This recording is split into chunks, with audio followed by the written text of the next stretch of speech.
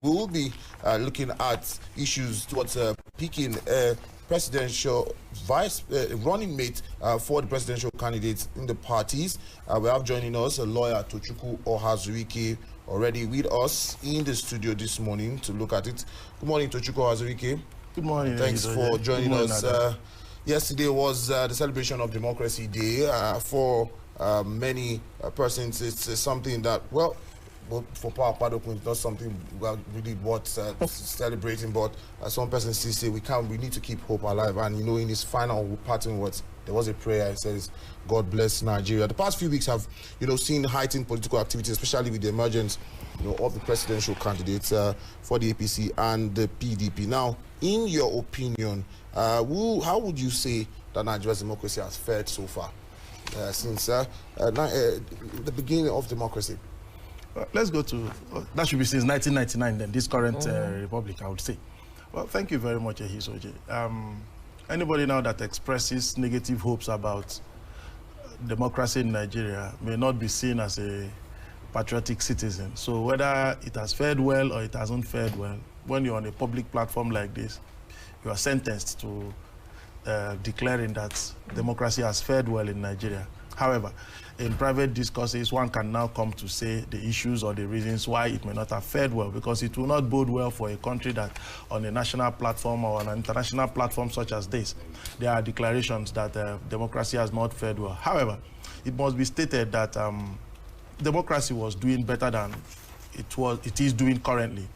From 2015 is the current time I'm referring to, because this present administration has, taken democracy some years back, unlike what it used to be before, where people could freely express themselves. The space for freedom of expression has been shrunk so very much by this administration. And there are things people would have ordinarily said before on a national platform like this, which now I can no longer say, because even I want to say them, you will be the first to cut me and tell me, oh, MBC code, MBC code, MBC code. So those things have made it impossible, even for arrest of media people. And once freedom of expression is taken away, democracy is taken away from the people, because that choice, the fundamental choice to choose, is an expression. And that is the first democratic right. So once that is taken away, and it has indeed been taken away by this government, democracy has been taken away from the people. So to that extent, yes, we say that democracy is faring well. Yes, we say that the platform for democracy to do better is still there. And Nigerians are glad that at least in less than 365 days, this phase of backward movement for democracy will end constitutionally. And when it ends, Nigerians will pick up from where they have stopped, or where they will stop with this government, and now start walking democracy back the direction and the path that democracy should take. All right, now, interesting, I'm sure you watched the primaries in the past few weeks, the intense politics that has been ongoing, the emergence of Bola Ahmed Tinubu from the APC, and of course, that of Atiku Abubakar from the PDP. Now, the quest is who will be the vice presidential candidate for these two bigwigs in the two political parties, major political parties in Nigeria. Fortunately, we're dealing with the PDP first off. What kind of qualities do you think that the flag bearer of the PDP, Atiku Abubakar, should be looking for in his vice presidential candidate? Thank you very much. I want to say that the choice of Atiku Abubakar by the People's Democratic Party actually forced the APC into scoring an own goal, and it's a burden on their necks now, which they must have to deal with. Because in a frenzy of, oh, how do we checkmate Atiku Abubakar, they scored the own goal by presenting Alhaji Ahmed Bola Tinubu. And as much as they want to pretend that they are celebrating it, if you meet them in private, they are in shock as to how they allowed themselves to get into that, be boxed into that corner. So let's leave that aside. That is not the topic for discussion now. Otherwise, we would have known, we know how to situate the Ahmed Bola Tinubu presidential candidacy of the APC, and Nigerians will see that having walked into the Yaradua health issues with our eyes wide open, the Muhammadu Buhari health issues with our eyes wide open, we cannot expect to do the same thing all over and expect a different outcome. And if we do it and expect a different outcome, that means we're already ascribing madness to ourselves. So it's not that anybody is laughing at Asiwaju Bola Ahmed Tinubu is not even that he may not be a good president, but that God gives health. God allows some people to get up to 100 and they are healthy. Some people at 40, they are weak. So if God hasn't given it to you, just take it like that in good faith. He knows why he did not give it to you, and he knows why he gave it to another. Olusegun Obasanjo is still healthy. We still see him play novelty football matches, and he still runs around the pitches. There are people who are his age mates, who are even 10 years younger, who can't walk 1 kilometer. So to that extent, it's a given that health issues must be primary in considering who a president of Nigeria should be. And because the issues in Nigeria are legion, if you don't have a healthy president, it will affect the country. How do I mean? You can just see, people were sitting down and our attack happened. A president who is concerned should have gone to a war. But because we have a president who is not healthy enough to go to a war, that's why he sat down, and politicians now went to a war to play politics. Bola Ahmed Tinubu, even if he is concerned, if he is president, the situations will be impossible for him to do. Okay, let's go to the issues of the vice presidential slots. Now, the vice presidential slots are like this. Atiku Abubakar is the prefect of the class for now, amongst all the candidates that have been, so elected by their political parties. And for him to choose a vice president, he also has to choose a prefect of the class for the class of vice presidents. Now, in the PDP so far, names have been touted. We've got governors Udom Emmanuel, Ifeanyi Okowa, and Nyesom Wike. We also have heard the names of former governor Emeka Ihedioha, and people some young people in the party have also thrown up the name of Osita Chidoka. Now, these are 5 guys that when you look at them, very cerebral guys, very qualified people. But like I said, you need to pick the best out of a beautiful basket full of mangoes, the best. Now, to that extent, you have to choose a man who is a party man. You can see that they all tick that box, a party man. He has to be a person of capacity, administrative capacity, proven, intellect, proven integrity. You can see that they all tick those boxes. So from amongst this beautiful bunch of young men who are who now fits the bill best. Now, you can say, if you ask me, I will say, due to the circumstances happening currently in the Southeast, boldly, Alhaji Atiku Abubakar should go to the South and pick a vice presidential candidate. Okay. And maybe solve the problem in the Southeast, hand over to the Southeast. By so doing, South would have completed their term, Northeast would have had their term, and then when he hands over to the Southeast, because once he finishes, power comes back to the Southeast. So he would have done justice, fairness. So to that extent, we now eliminate the 2 from the Southeast and come to the 3 in the South. Governor Nyesom Wike, Governor Ifeanyi Okowa, and Udom Emmanuel. Yes. Now, let me start from Ifeanyi Okowa. Ifeanyi Okowa, very cerebral guy, very silent, but very strategic. However, there are circumstances in Delta PDP now that are causing ripples somewhere. And he was presented in 2019 with similar circumstances as Governor Udom Emmanuel. There was an Omo Agege in Delta State as a senator, and there was an Akpabio in Akwa Ibom as a senator.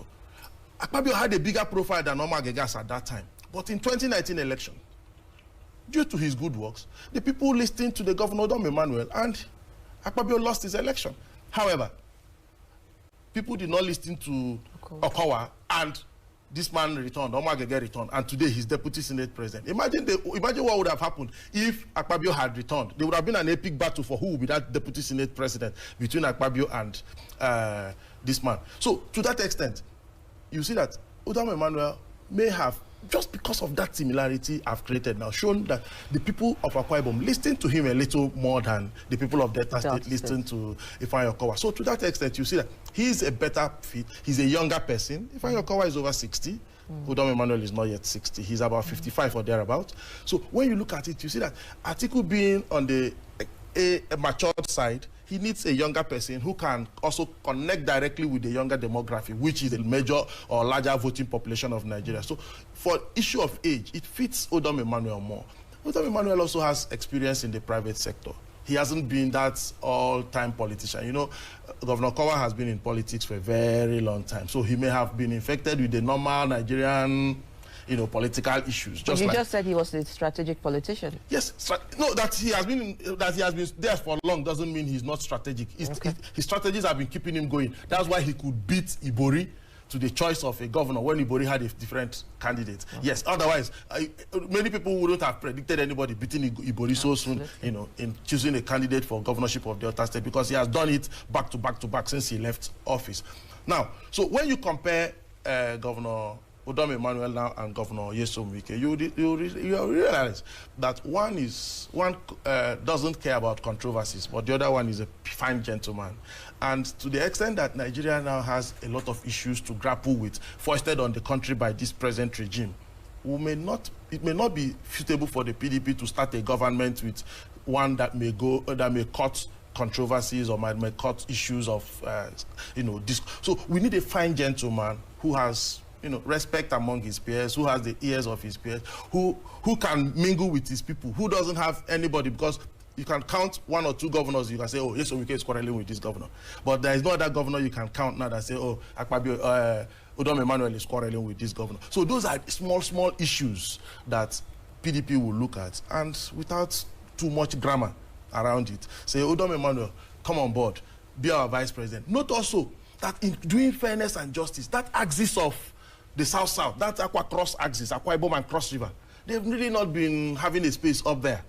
You understand? The Rivers Bayelsa axis have had theirs. The Edo Delta axis, yes, they have also had, you know, spaces there. But when you go back to history, you see that Akwa Ibom Cross River axis have really like the minority of the minority. So bringing them on board now will make even the influence of that will even make PDP grab Cross River, because the people are like, it is our own now for vice president. So while voting for Udom Emmanuel as vice president, they are chasing also away the APC from Cross River, because they now believe that it has come home. And when this thing comes home, this is power.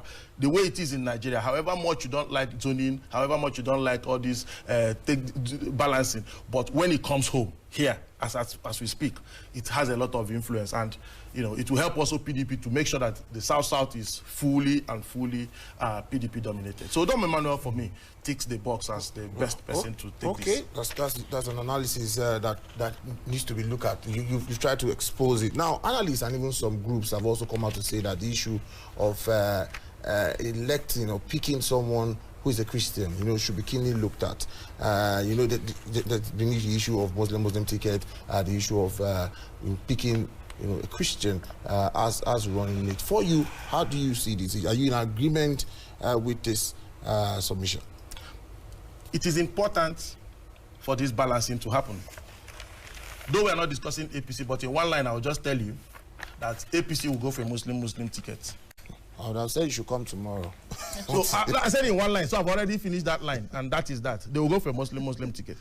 So, but for Atiku Abubakar, as the candidate of the PDP, he has to come south, and he has to pick a vice president. He has to pick a Christian. He has not just a Christian, but one who also, you know, there are people who are called good Christians.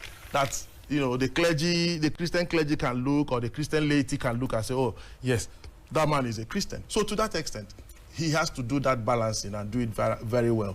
And he has to be someone who can operate within the mix of the Orthodox and the Pentecostal churches. You know, the Orthodox has their own population, the Pentecostals also have their population. So he has to be a vice presidential candidate who is a Christian, who can understand the thin line of difference and similarities between, you know, the Pentecostal and the Orthodox churches, so that, and bring them together, you know, put their votes together so that this thing can happen. So that balancing is important, and Alhaji Atiku Abubakar cannot do otherwise in this context. It's easy for him to do. It's easy for him to do. And from the names we have put out there, and the analysis of Udom Emmanuel, he also fits this bill. He also fits this bill of, you know, a good Christian who can. You know, when you are looking at a good Christian, what do people know? They don't know your private sins. All they know is that, is he a good family man? How is his family? Let's look at his wife. Okay, yes, he loves his wife from what we are seeing. You don't, whether he does or not, but from what you are seeing, that's the extent you can judge. From what we are seeing, yes, I know he loves his wife, he loves his family, he loves his children. Oh, he's a good Christian. And then we'll check his history. Has there been scandals? Have there been, you know, issues? No. And that's all. So for Alhaji Atiku Abubakar, he has to pick a Christian.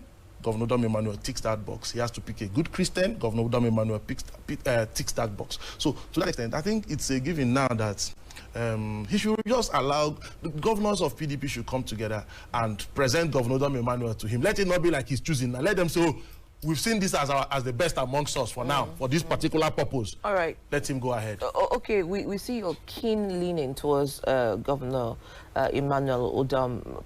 Perhaps it's a conversation that spreads widely, but I take a back step to what Lemmy we said earlier during the newspaper review, and we did ask him this question. There is a lot of jostling for who is going to be the next vice president for the PDP under Atiku. INEC has given a deadline. And he said, well, for the PDP, with the names you've mentioned, from Wike to Okowa to Governor Udom, he says that over the weekend, there has been intense lobbying, and the optics have narrowed it down between Wike and Emmanuel Udom. However, the intensity to present a Wike Atiku ticket seems to even be more intense than an Emmanuel Udom conversation over the weekend. Now, this is a week that we're getting into a new week. How do you think that dynamic would change, considering that Friday is the deadline when they return to hand in their suggestions? Politicians will stay awake from now until this thing is done, until a choice is made. However, I must say that you said there is a leaning towards Udom Emmanuel. Now, the leaning is not towards Udom Emmanuel. The leaning is towards the person that can give PDP the needed and required push to cross this line for and achieve victory. So if it had been Samuel Otom, if it had been Seyi Makinde, I would have just gone there direct. But having personally and independently, very dispassionately looked at all the indices, the way I see my things and the way I analyze, I think the box is ticked better for Udom Emmanuel than for any other person. Many people will now say, okay, now if you choose Governor Nyesom Wike, as in quote, insignificant as one governor may be, and what do you think will be the reaction of Governor Godwin Obaseki of Edo State? Will he celebrate it? There's a problem there. You understand? And in this politics, there are people who have, in Anambra PDP, very many people are angry with what happened during the primaries, and they blame Governor Nyesom Wike for what happened in Anambra PDP. So what will people in Anambra PDP do? So now I've counted 2 states. So to that extent, you can now say, why not? 2 states, that's a lot of number, and it's in your catchment area. So if you have a Governor Udom Emmanuel there, I'll leave the optics up there. What you have to look at is, which one will throw in more votes? Throw in more votes.